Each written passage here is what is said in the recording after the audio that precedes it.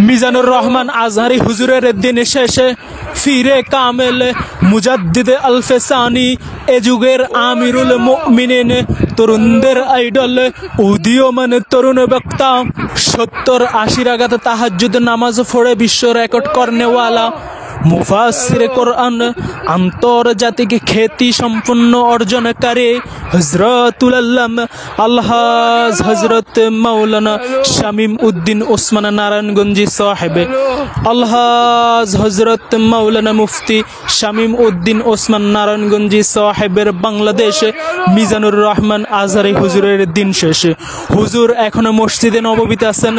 মসজিদে নববীর সফর শেষ করে ইনশাআল্লাহ অতি শীঘ্রই বাংলাদেশে গিয়ে প্রধান বক্তা হিসাবে আসন অলঙ্কিত করবেন। কাহারও যদি সিরিয়াল লাগে আমার সাথে যোগাযোগ করবেন। হুজুর এখন ধ্যানমগ্ন আছেন।